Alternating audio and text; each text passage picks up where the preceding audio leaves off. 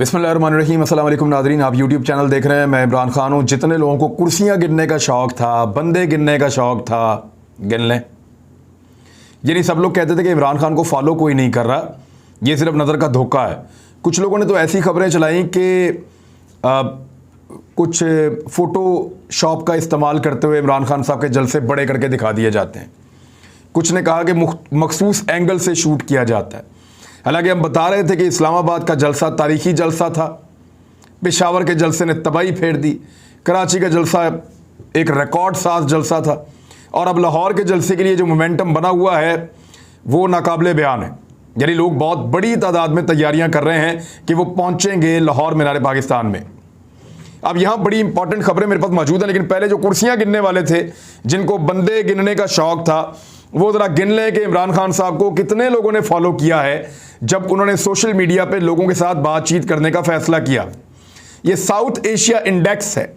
ये क्या बताते हैं कि मोर देन 535K पीपल, यानी 5,35,000 से ज़ायद लोग ट्यून्ड इन हुए, शामिल हुए ट्विटर स्पेस के अंदर जो पाकिस्तान के साबिक वज़ीर-ए-आज़म इमरान खान साहब ने की। और हाईएस्ट करंट लिसनर्स, अब तक के सबसे ज़्यादा जो सामाईन थे वो इमरान खान साहब को मुयस्सर है। उन्होंने वर्ल्ड रिकॉर्ड लगा दिया है ट्विटर स्पेस का, और वो रिकॉर्ड है 1,64,000 का। इससे पहले वाला जो रिकॉर्ड था वो पाकिस्तान के बाहर लगाया गया, लगभग 44,000 का वो रिकॉर्ड था। तीसरा रिकॉर्ड कोई 24-25,000 का था। और पाकिस्तान में ट्विटर की सबसे बड़ी स्पेस, ये मुझे आज बताया लोगों ने, यानी मुझे पहले पता ही नहीं था। कल हम लोग जब ट्विटर के ऊपर स्पेस कर रहे थे और हम इसमें गए, हमें तो पता ही नहीं कैसे चलती है। वो एक दो दोस्तों का शुक्रिया जिन्होंने बीच में आकर को होस्ट बनकर हमें मदद किया, उनका बहुत शुक्रिया। लेकिन हमें पता चला कि कल तक ये रिकॉर्ड हमारे पास था पाकिस्तान का। आज इमरान खान साहब ने इसको तोड़ दिया है। वो बहुत मकबूल हैं, वो वाकई तोड़ सकते हैं। उन्होंने दुनिया के अंदर वर्ल्ड रिकॉर्ड बनाया, और दुनिया के अंदर उभरते हुए सबसे ज़्यादा जिनके फॉलोअर मौजूद हैं उन लीडर्स के अंदर से इमरान खान साहब का शुमार होता है, क्योंकि ये वर्ल्ड रिकॉर्ड भी उनके पास है। 165,000 के करीब लोगों ने उनकी स्पेस के ऊपर सेम टाइम में ज्वाइन किया, जबकि 5,35,000 लोग उसके अंदर ट्यून हुए। और हमारे साथ ये था कि क्योंकि मेरे पास उस तरह का इंटरनेट नहीं था, तो हम 20,000 के पास क्रैश कर जाते थे, फिर 20,000 के बाद क्रैश कर जाते थे। तो 2,43,000 लोग जब हमने पहली दफ़ा हम ट्विटर पे गए तो हमें उन्होंने ट्यून इन किया था उस वक्त। तो ये एक बड़ी अच्छी बात है, एक बड़ा हेल्दी कंपटीशन है। कल ज़रा मरियम नवाज साहिबा भी आए और बाकी लोग भी आए कि वहाँ पे उनको स्पेस के अंदर कितनी जगह मिलती है और कितने लोग उनकी बात सुनने के लिए आते हैं। दूध का दूध और पानी का पानी हो जाएगा। इमरान खान साहब की मकबूलियत जो है वो अब कुर्सियाँ गिनने वालों की मोहताज नहीं है। उनके जलसे जो हैं वो इंसानों की गिनती पर नहीं रुक रहे। ये एक तहरीक बन चुकी है, एक मूवमेंट बन चुकी है। किसी आदमी को कीमे वाला नान नहीं मिलता, किसी को बिरयानी नहीं मिलती, किसी को लाने के लिए गाड़ी नहीं मिलती, किसी को फैसिलिटेट नहीं किया जाता, किसी को पैसे नहीं मिलते। परवेज खटक को जब लोगों ने मुबारकबाद दी तो परवेज खटक ने लोगों को बताया कि मैंने तो किसी को एक साइकिल भी नहीं दी, ये लोग, हमने तो सिर्फ जलसागाह तैयार की, लोग खुद ही पहुंच गए और जलसा बन गया। कराची में लोगों ने यह बताया इंतजामिया ने कि हमें एक बंदे को भी नहीं लेकर आए, लोग खुद ही आ जाते हैं। और इसी तरह जो लाहौर का जलसा है, इसमें मुख्तलिफ अजला से, मुख्तलिफ जगहों से, लाहौर के अंदर से, लाहौर के बाहर से लोग खुद पहुंचना शुरू हो गए हैं। लाहौर के होटलों में बहुत बड़ी तादाद में लोग अभी मौजूद हैं, अपने रिश्तेदारों के घरों में भी मौजूद हैं, और मीनार पाकिस्तान पे आज भी बहुत बड़ी तादाद में लोग पहुंचे थे। तो इमरान खान साहब का जो जादू है वो सर चढ़कर बोल रहा है, और जिन लोगों ने भी उनको निकाला है उनके सर में लगातार दर्द हो रही है। दो चीज़ें जान नहीं छोड़ती, एक अमरीकी मुदाखलत जान नहीं छोड़ती कि वो जो एक नैरेटिव है वो लोगों ने अब बाय कर लिया है, और दूसरा इंपोर्टेड हुकूमत नामंजूर, ये ट्रेंड जान नहीं छोड़ता। ये दो चीज़ें जान छोड़ें तो कोई और काम करें ना। अभी उन्होंने पेट्रोल की कीमत बढ़ानी है, वहाँ मुसीबत बनी हुई है कि पेट्रोल की कीमत अगर ना बढ़ाई तो 100 अरब रुपए की सब्सिडी और देनी पड़ जाएगी। अब इतने पैसे पब्लिक को देंगे या ये माल अपनी जेबों में डालेंगे, करेंगे क्या? तो ये जोकरों की हुकूमत आई है। इन्होंने हर हाल के अंदर माल कमाना है, हर हाल के अंदर पैसा पूरा करना है। जो पैसा इन्होंने मुनहरिफ अराकीन के ऊपर खर्च किया है उससे कई गुना कमा कर इन्होंने निकलना है। लेकिन जो इदारे या जो लोग इस खेल के अंदर शामिल हुए उनके पल्ले कुछ नहीं रहा, क्योंकि मैं ये देख रहा हूँ कि इमरान खान साहब की बढ़ती हुई मकबूलियत के साथ साथ बहुत सारी जगहों पे नौजवान उंगली उठा रहे हैं, वो इशारा कर रहे हैं, पॉइंट आउट कर रहे हैं कि इन्होंने ज्यादती की है। इमरान खान साहब ने अपनी स्पेस में क्या कहा इस पे बात करना भी बड़ा ज़रूरी है। मैं आपके सामने रख देता हूँ जो आम बातें, उनमें एक तो उन्होंने कहा कि नवाज शरीफ को जो NRO 2 मिलने जा रहा है वो तो मैं नहीं होने दूंगा और उसके खिलाफ पूरी कौम के साथ सड़कों पर निकलूंगा और भरपूर आवाज़ उठाऊंगा। नवाज शरीफ ने हुकूमत में रहते हुए फ़ौज को कमज़ोर करने की कोशिश की थी, ये इमरान खान साहब ने कहा। फॉरेन फंडिंग केस के ऊपर उन्होंने बात की। उन्होंने कहा PTI के खिलाफ माहौल बनाया जा रहा है, मीनार पाकिस्तान से तहरीक का पूरी तरह से आगाज़ करेंगे, इस मरतबा इलेक्शन भरपूर अंदाज में लड़ेंगे। हमने फ़ौज के खिलाफ कभी बात नहीं की है, हमने अपनी फ़ौज को मजबूत करना है। फ़ौज इस मुल्क के लिए इमरान खान से ज़्यादा ज़रूरी है, ये इमरान खान साहब कह रहे हैं। फ़र्क चेक करें आप, नवाज शरीफ जब निकला था उसको भी इदारों से गिला था, इमरान खान जब निकला है इसको भी इदारों से गिला है। उस वक्त भी कुछ रोल प्ले किए गए थे, इस वक्त भी कुछ रोल प्ले किए गए हैं। सारी दुनिया जानती है, बिला वजह अपने आप को धोखा देने वाली बात है। न्यूट्रल व्यूट्रल कोई नहीं होता, कभी नहीं होता, ये हो ही नहीं सकता। मुमकिन नहीं है कि इतनी बड़ी चीज़ों से अपने आप को बाहर रखा जा सके। आधी रात को अदालतें लग गई, चीज़ें सब सामने थीं, आपको नज़र आ रहा था मीडिया कैसे कंट्रोल हो रहा है, आपको पता चला कैसे दरखास्तें पहुँच गई, मौलवी इकबाल पहुंच गया, अदालत खुल गई, अजीब किस्म की कार्रवाइयाँ थी। सरेआम खरीदो फरोख्त हो रही है, पैसा सिंध से पहुंचाया गया इस्लामाबाद में, फिर उस पैसे को किस तरह बेशर्मी के साथ खर्चा गया, कैसे बांटा गया, कैसे लोग याशियाँ कर रहे थे। इदारे सो तो नहीं रहे थे ना, लेकिन आंखें बंद थी।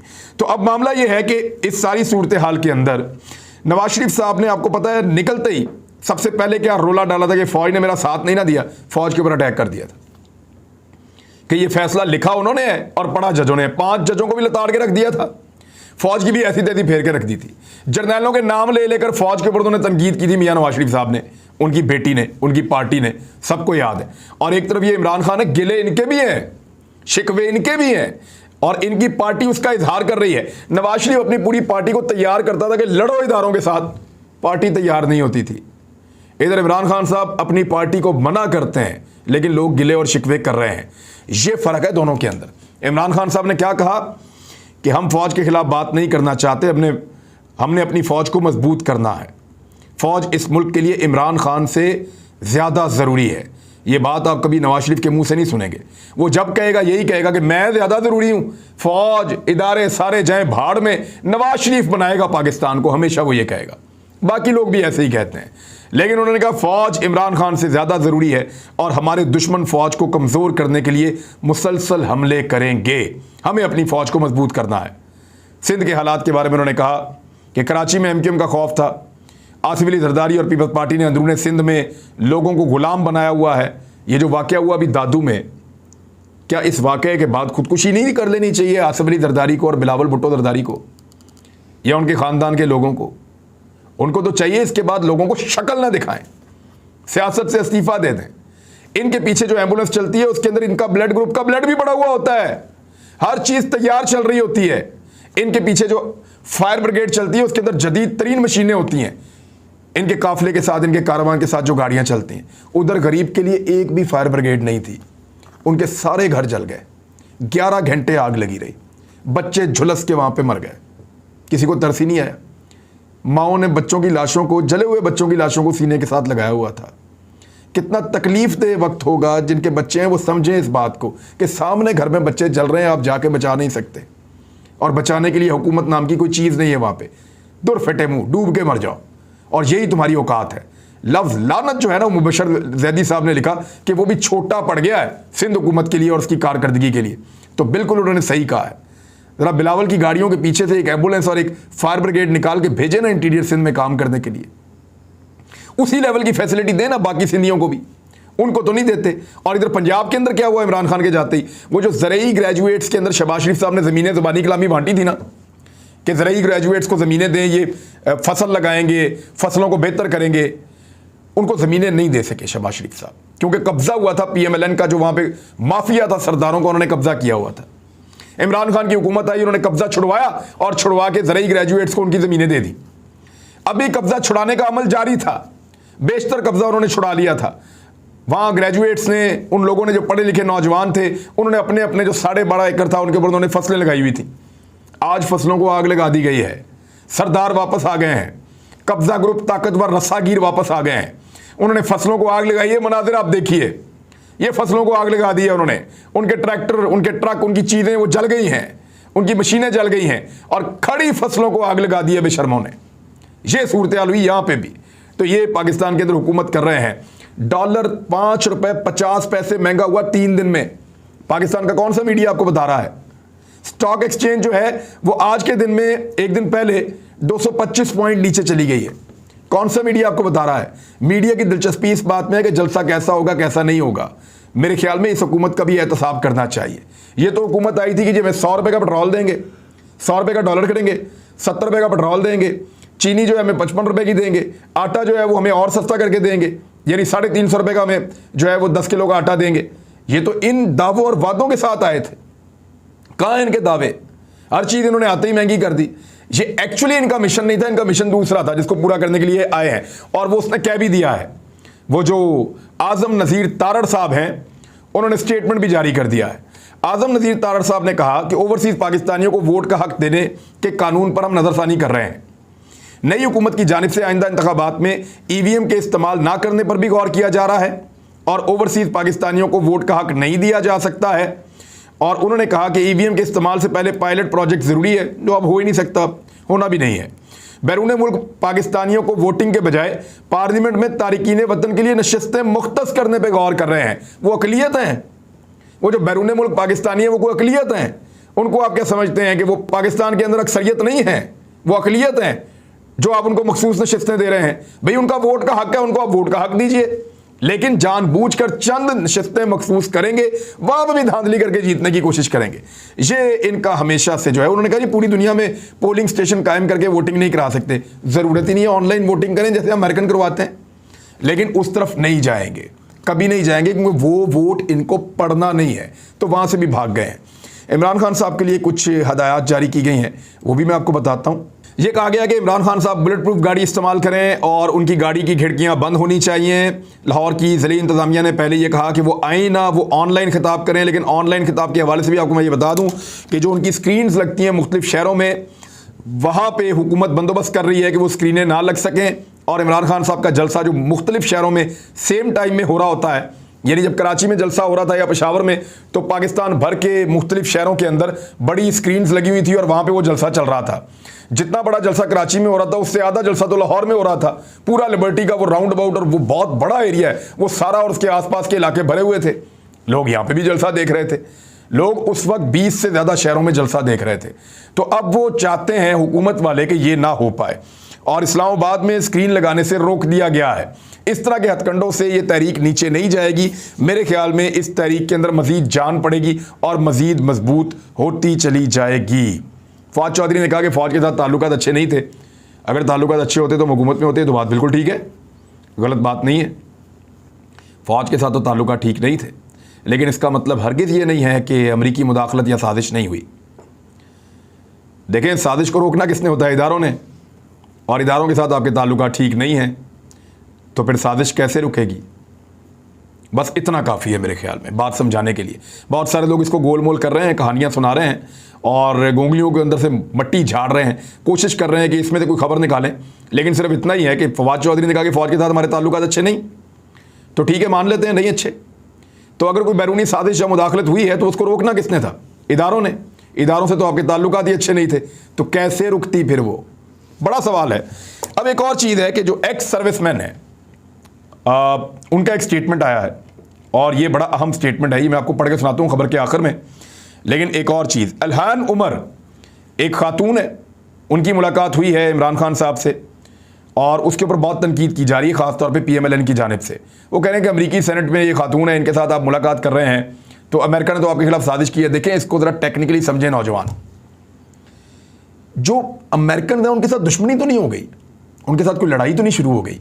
अमेरिका के साथ हम किसी जंग में भी नहीं गए, हम तो अमेरिका के साथ दोस्ती करना चाहते हैं, अमेरिकन प्रेसिडेंट से भी मिलना चाहते हैं, अमेरिका के अंदर जाना भी चाहते हैं, अमेरिका को यहाँ बुलाना भी चाहते हैं, अमेरिका के साथ अच्छे ताल्लुकात भी रखना चाहते हैं, उनकी मदद भी करना चाहते हैं, उनकी मदद लेना भी चाहते हैं। कोई ऐसी बात नहीं है। सिर्फ हम एक बात करते हैं जिसके ऊपर पूरा पाकिस्तान इस वक्त मुत्तफिक है। मैं जब हम कह रहा हूं तो खाली PTI नहीं है, पूरा पाकिस्तान खड़ा है इस बात के ऊपर कि हम अमेरिका की गुलामी नहीं करना चाहते, दोस्ती करना चाहते हैं, मदद करना चाहते हैं, गुलामी नहीं करना चाहते। कोई ऐसा काम करने पे अपने आप को मजबूर नहीं करेंगे जिससे हमारे मुल्क को नुकसान हो। अब ये इस औरत को मिलकर मुल्क को क्या नुकसान है? मैं ज़रा इस औरत के बारे में थोड़ा सा आपको बता देता हूँ। एक तो जो वजीर दाखिला है राणा सनाउल्लाह साहब, उन्होंने कहा कि इल्हान उमर से मुलाकात में कौन सी अमरीकी साजिश पर बात हुई है, कौम जानना चाहती है। अपोजिशन से अमरीकियों की मुलाकात को साजिश कहने वाला अपोजिशन में जाकर अमरीकियों से क्यों मिल रहा है? एक तो बात ये याद रखें कि मरियम नवाज मिले अमेरिकन से, कोई बात नहीं। शहबाज शरीफ अपोजिशन लीडर मिले, कोई बात नहीं। बिलावल मिले, कोई बात नहीं। लेकिन ये तो नहीं हो सकता कि पीटीआई के एमएनए से मिले और वो बाद में मुनहरिफ हो जाए। यहां से बात है। एमपीएस से जाके मिले और वो बाद में मुनहरिफ हो जाए, यहां से बात है। वो जो मुलाकातें वो किसी और नौयत की हैं। जब मरियम से, अब शहबाज शरीफ से या बाकियों से मिले थे, तब किसने आवाज़ उठाई थी? किसी ने नहीं कहा कि वो मिल रहे हैं। मिलो जाके, जुग जुग मिलो। लेकिन जब आप मिलेंगे मुनहरिफ अराकीन से, किसी एक पार्टी के एमएनए से और एमपीएस से मिलेंगे और बाद में वो अपनी पार्टी छोड़ देंगे और जाके अपोजिशन के साथ खड़े हो जाएंगे और आपका हुक्मनामा भी आएगा। यानी कोई एक चले, कोई फौजी क़यादत कह दे, फौज के सरबराह कह दें या तर्जुमान कह दें कि उस मुरासले के अंदर ये वर्ड नहीं लिखा हुआ या ये जुमला नहीं लिखा हुआ कि आप इमरान खान को निकाल दें तहरीक-ए-एतमाद के ज़रिए तो आपकी गलतियां माफ़, और अगर आप इमरान खान को नहीं निकालते तहरीक-ए-एतमाद के ज़रिए तो फिर आपको सख्त नताइज भुगतना होंगे। साफ कहीं ये नहीं लिखा हुआ, ये कह देना नहीं लिखा हुआ। जब ये लिखा हुआ है तो फिर ये मुदाखलत भी है और साजिश भी है। और इल्हान उमर जो है वो एक ऐसी खातून है, उनके बारे में थोड़ा मैं आपको बता देता हूँ। इल्हान उमर जो है, इन्होंने अपना बचपन कीनिया के तारिकीन वतन के कैंप में गुजारा था, यानी मुहाजिरीन के कैंप के अंदर इन्होंने अपना बचपन गुजारा। कीनिया के ये सियाफ़ाम अमरीकी हैं और इनका ख़ानदान सोमालिया से नकल मकानी करके अमेरिका पहुंचा था। इसके बाद वो एक स्पॉन्सरशिप की मदद से अमरीकी रियासत मिनेसोटा पहुंची और 2016 में 36 बरस की उम्र में अमरीकी रियासत मिनेसोटा से ऐवान नुमाइंदगान की रुकन मुंतखब होने वाली इल्हान उमर अमरीकी कांग्रेस की पहली मुसलमान खातून अरकान में से एक हैं। वो अमरीकी कांग्रेस की पहली रुकन हैं जो हिजाब भी पहनती हैं। और गुज़िश्ता बरस इल्हान उमर ने अमरीकी कांग्रेस में इस्लामोफोबिया के ख़िलाफ़ एक बिल भी पेश किया था और वो इस्लामोफोबिया पे इमरान खान साहब की जो खिदमात हैं उनसे बहुत मुतासर भी हैं। और इस बिल को मंजूर कर लिया गया था, वाइट हाउस ने भी इस बिल की हमायत की थी और वो इसी सिलसिले में इमरान खान साहब को मिली हैं। अब ये एक बड़ा मकसद है, लेकिन इन लोगों को समझ नहीं आएगा, ये उसको समझेंगे नहीं, ये हर चीज़ को तासुब की ऐनक से देखेंगे। तो देखने दें, अगले वीलॉग में आपको बताता हूँ कि जो रिटायर फौजी है उनकी तंजीम वो क्या कह रही है। अब तक के लिए इतना अपना ख्याल रखिएगा, अपने चैनल का भी। अल्लाह हाफिज़।